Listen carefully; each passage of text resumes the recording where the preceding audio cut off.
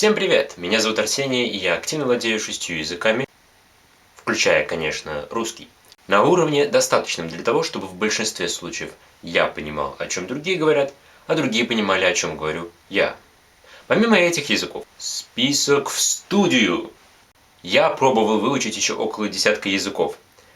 И в связи с этим я могу утверждать, что к данному моменту мне удалось путем проб и ошибок выработать собственный метод изучения любого европейского языка.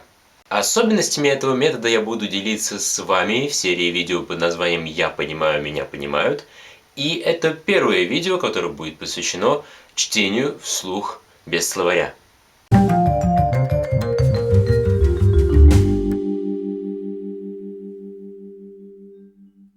Зачем читать тексты вслух без словаря? Я же ничего не пойму. Действительно, чтение текста без словаря на первый взгляд кажется малоэффективным.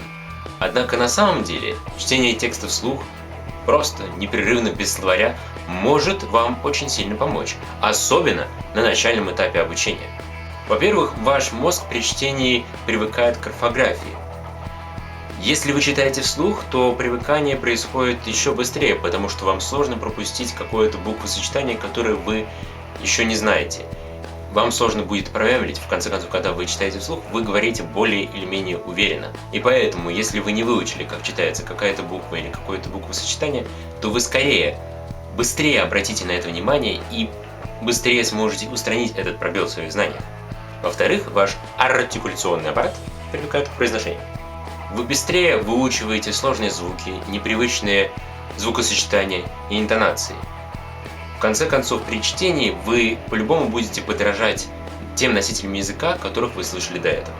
Чтение без словаря – это то, с чего можно начать обучение, предварительно, поверхностно ознакомившись с фонетикой и орфографией. Не стоит сразу очень глубоко погружаться во все тонкости фонетики и орфографии. Мне надо разобраться с тоническим ударением в шведском, все остальное потом. Так, ладно, я понял с тоническим ударением, что там еще есть? Какой звук? Хуа, хуа. Шуа, шуа. Так можно надолго застрять на мелочах, хотя эти мелочи могут быть либо потом выучены отдельно, либо усвоены сами собой в ходе языковой практики. Вся эта схема очень легко работает в случае языков, в которых, во-первых, написание более или менее соответствует произношению, а во-вторых, есть фиксированные ударения. Как, например, в финском. Virallisesti pääministeri ja muut ministerit sekä oikeuskansleri muodostavat valtioneuvoston, mutta arkikielessä ministerien kokoonpanoa kutsutaan hallitukseksi. Я почти ничего не понимаю, но зато хорошо умею читать. Но не во всех языках все настолько просто. Порой самое сложное и неприятное – это расстановка ударений в словах, потому что во многих языках место падения ударения довольно непредсказуемо. Что же делать? Вот мой ответ. Слушать песни и читать тексты тех песен, которые вы послушали. Вы уже знаете, как должно звучать каждое слово в этой песне, вы уже слышали ее миллион раз, и поэтому теперь можете просто попробовать прочитать вслух текст. Порой этим способом можно выучить правила расстановки ударения, не прибегая к каким-либо другим методам и даже не заглядывая в какой-нибудь справочник или в какой-нибудь самоучитель, где указано, как ставится ударение. Вы уже будете чувствовать, как надо произносить правильно. Еще один метод заключается в следующем. В Википедии есть аудиостатьи, а на сайтах многих радиостанций, помимо аудиозаписи и самих эфиров, есть еще и тексты, стенограмм этих самых эфиров. То есть перед вами получается и текст, и запись голоса носителя языка, который читает этот текст. В таких случаях можно сначала прочитать вслух текст, а затем послушать, как это делает носитель языка. Те ошибки, которые вы сделаете, тогда будут сразу очень хорошо видны, и вы уже сможете дальше их не допускать. И опять же, уже очень скоро, на уровне ощущений вы сможете понимать, как произносится то или иное слово, и где в нем ставится ударение.